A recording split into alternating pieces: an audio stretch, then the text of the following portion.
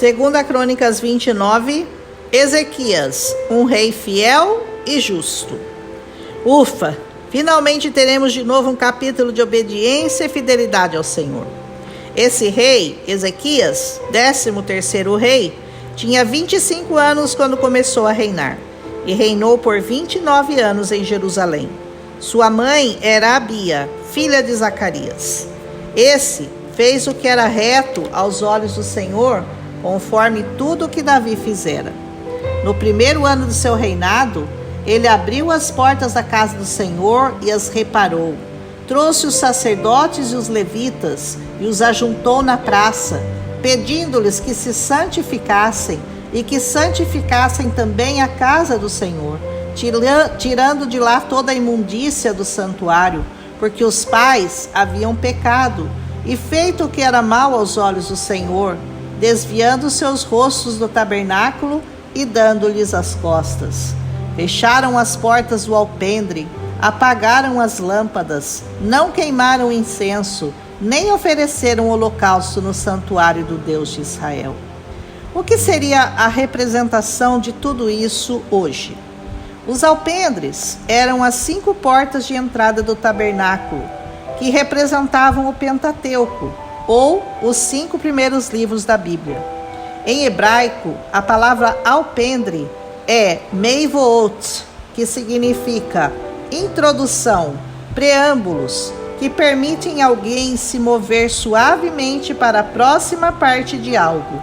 E essa era a função da lei, conduzir seu povo até o Messias. Gálatas 3:24 nos diz: de modo que a lei tornou-se o nosso aio, para nos conduzir a Cristo, a fim de que pela fé fôssemos justificados. O apóstolo, então, estava tentando mostrar que a Torá, ou os 5 primeiros livros, falavam de Jesus Cristo. Por meio dos escritos de Moisés, os judeus estariam aptos a reconhecer quem era Jesus, se eles realmente obedecessem à lei.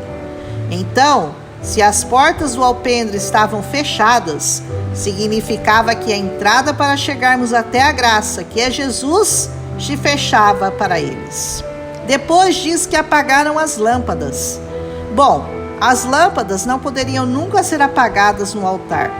O sacerdote tinha a função diária de manter o fogo aceso, conforme Levítico 6:12, e as lâmpadas tinham que estar acesas.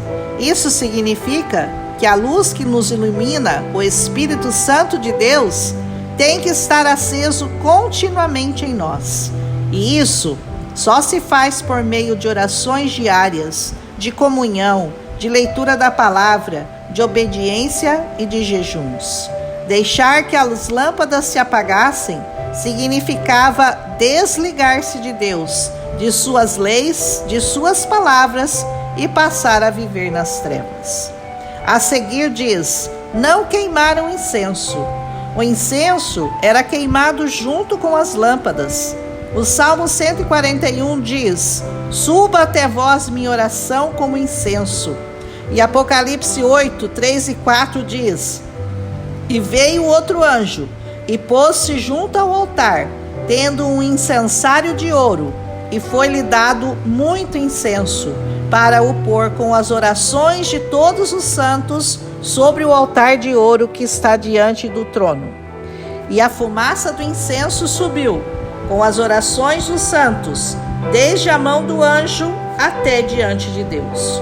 Uma vida sem oração é uma vida morta em Deus. E por último diz que eles não ofereceram sacrifício. O sacrifício, que inicialmente era oferecido por meio do sangue de animais, servia e foi substituído pelo sangue de Jesus na cruz. Aquele sacrifício era só uma metáfora do sacrifício perfeito que os levaria a reconhecer ao Senhor Jesus. Quando tiramos Jesus de nossas vidas, o sacrifício perfeito, ficamos descobertos e desprotegidos da graça que está sobre ele, por meio do seu sangue sacrificial por nós. Ele é o sacrifício único e perfeito, que tendo sendo oferecido uma única vez, pôde purificar a todos. Quando cessaram os sacrifícios, deixaram de seguir ao Senhor, e por isso eles foram abandonados à sua própria sorte e escolha, que é o que acontece com quem decide viver sua vida independente de Deus e da sua palavra. O versículo 8 diz que porque eles fizeram tudo isso, a grande ira do Senhor veio sobre Judá e Jerusalém, e eles foram entregues à perturbação, à assolação, ao escárnio, como vós o estáis vendo com os vossos olhos. As pessoas que abandonam ao Senhor estão continuamente entregues a estas perturbações, à assolação de seus corpos e mentes e ao escárnio do diabo, nosso grande inimigo. E assim eles foram levados cativos, verso 9, como muitos estão cativos hoje. Mas aquele rei, lembrando-os do que fizeram para que chegassem naquela situação, propõe-lhes fazerem uma aliança com o Senhor Deus de Israel, para que o ardor da sua ira se desviasse deles. Versículo 10. Também lhes diz para não serem negligentes, pois o Senhor os escolhera para estarem na presença dele, para o servirem e para serem seus ministros e queimadores de incenso. A proposta de Deus ainda está em pé, hoje, a todos que querem segui-lo.